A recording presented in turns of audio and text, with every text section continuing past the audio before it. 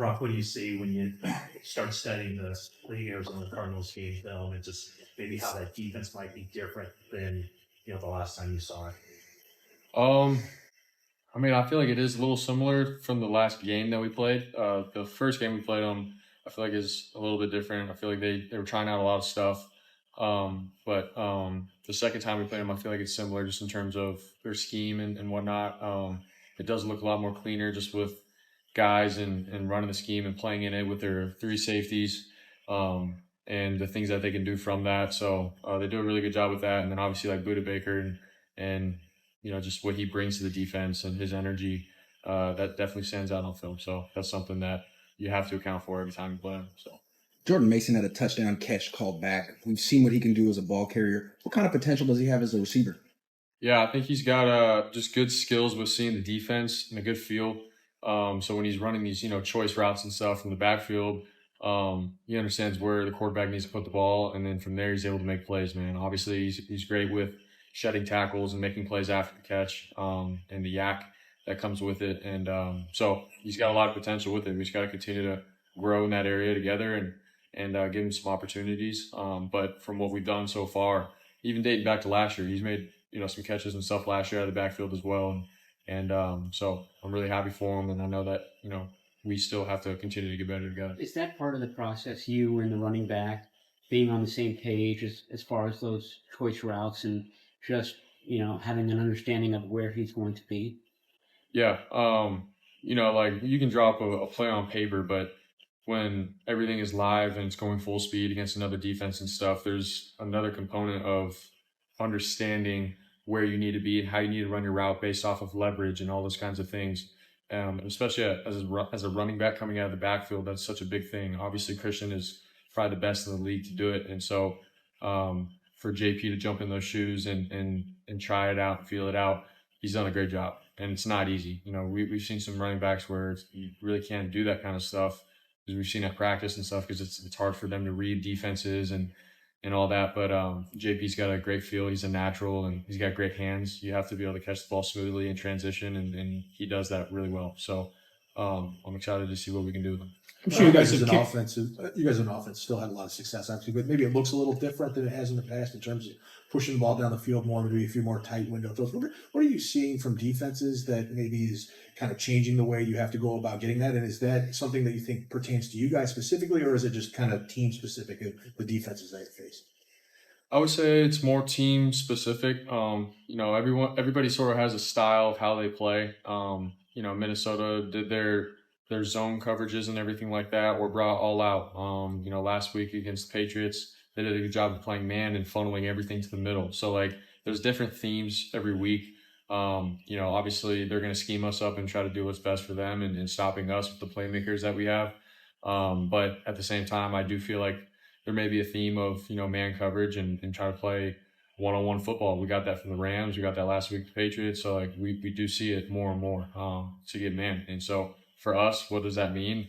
We just got to beat the guy in front of us. And then for me as a quarterback, I got to be accurate with the ball and we got to execute, that's football at its finest. And so I feel like we may see that a little bit more, but at the same time, you never know because every defense has their different styles. So hopefully. Do you feel like defenses are purposely like mucking up the middle of the field a little bit more in terms of trying to take away some of the intermediate crossers and things that you've kind of made a living off of for the last couple of years? No, I 100% agree that they are. I feel like my rookie year and that 2022 season, even with Jimmy, and man, we hit a lot of stuff over the middle, and we had a lot of explosives like that and cross-courting plays and getting the ball in the like Debo and BA's hands, and then they break it one tackle and they're gone. And so I feel like we do see a lot more help and stuff in the middle of the field for sure, but at the same time, that opens up other things and avenues and areas for us to get better in attack. And so some defenses do that, some don't. And so I guess that's something that we've seen over the last year or so, but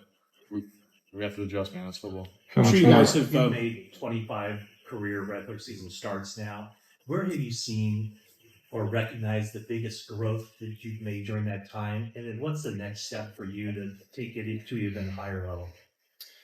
Yeah, I think, over the last year or so, it's been about getting in and executing and doing my job well. And I feel like when I first got in, it was all right, how can I handle this offense as a whole, just mentally with how Kyle calls it and the language that it is. It's tough, man. And you got to study, you got to be on top of your stuff. And I feel like I've grown in that area for sure. And then I think just for myself, the challenge for me now is, man, how can I continue to have that mentality of having the chip on my shoulder and competing um, every down in the game for 4 quarters. I feel like when I first got in my rookie year, there was this energy of, hey, I'm a young guy getting thrown in, man. I'm gonna just show my guys that I can compete and bring it every down and every play and give our team a chance.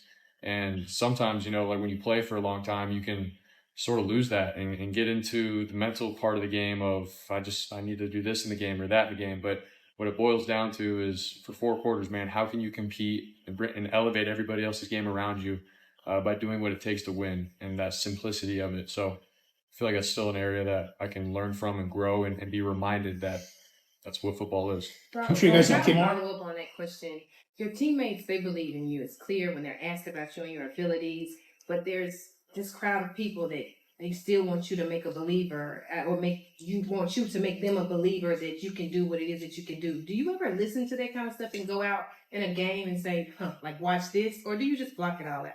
Yeah, no, I don't, buy into really what people say about me or what they believe about me. Like I said before, all that matters is for me to come in, do my job really well, allow this offense to move and be the machine that it is, and go out and win, find a way to win. And so if we're doing that, I mean, people can say all that they want, but if I'm performing for my guys in the locker room and the coaches and in this organization, that's all that matters. And so I continue to hang my hat on that, and that's my mindset every game is I'm playing for these guys right here, no one else. Like obviously our faithful and the fans and everything, but more than anything, man, the guys in the locker room that we go to work with every single day. And so that's my mindset. And then obviously if you watch the film and the games, then you see what you see. So, Brock, early in the game, you hit Brandon on a crosser. It's kind of a deep cross. So it's like fifth play, and the route combination seemed really to make him wide open. What did you anticipate when you were going through that play the night before, and did it shake out the way you thought it would? Yeah, I mean, they had two safeties split deep. They played cover two.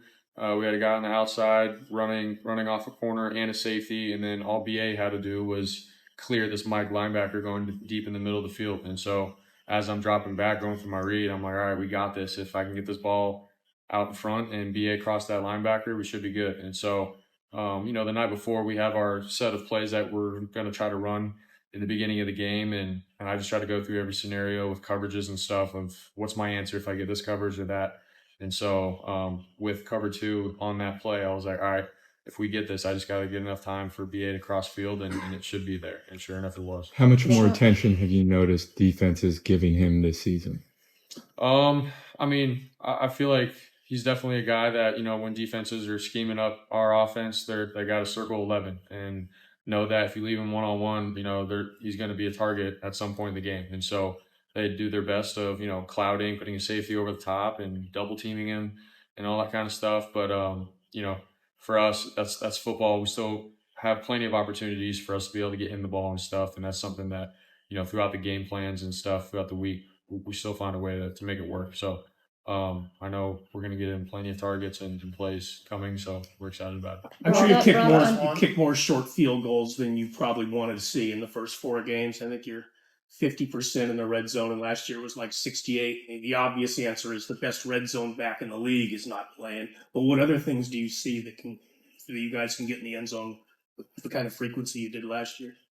Man, I mean, I know it sounds pretty cliche, but I think just the simple executing your job, and everybody doing their part. There's been everybody sort of had their moments in the red zone, including myself, with reads, protection, guys picking up certain guys, and that's what it comes down to, man. It takes 11 guys to do their job really well, and then for us to be on point when it comes to the throw and catch. And so that's what it comes down to. Obviously, I think being able to run the ball in is a huge thing, and so when it comes down to third down and stuff, we just have to execute better in the red zone. And that's what it comes down to. And that's why, we haven't executed the way we wanted to at our standard. And that's why we've had to kick so many field goals. But, everybody just has to do their job. You learn early throughout the season of what it takes, and it's not just given to you down there.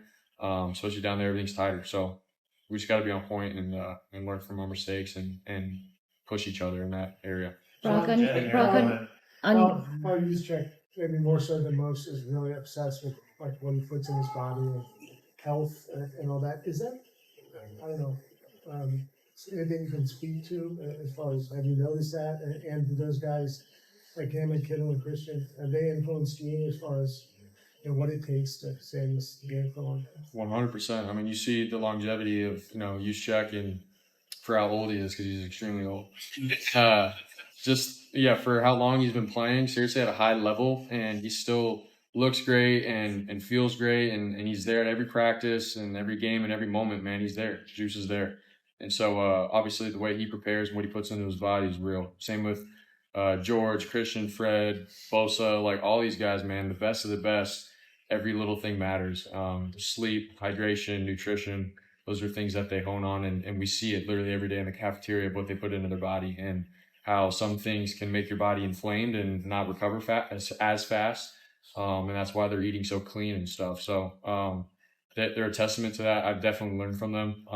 Obviously, I want to continue to get better in that area and as my career goes on. But he's a testament to it, so he's the best to do it.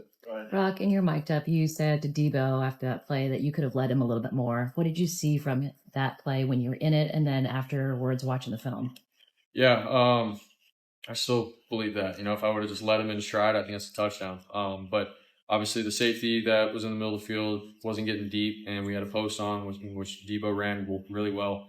And, for me, I saw him so open that I didn't want to overthrow him. I did that last year against the Rams. There's some plays where I've underthrown him too, and so I was just trying to get a completion.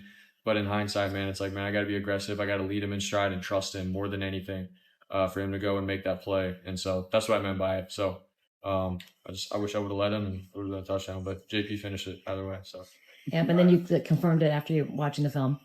correct. Yeah. 100%. So. One more, Brock. After its best story in almost 25 years, care to comment on the unbeaten Iowa State Cyclones? Oh, yeah. Man, just what Coach Campbell's done over there, what he believes in, all the guys that he's got rallied going. They got really good players. They got a good team, good culture. I'm pumped for them, so I just hope they keep going. I know they will. They're going to compete every Saturday and bring their best. And, man, am I proud to be a Cyclone and see them have their success. So.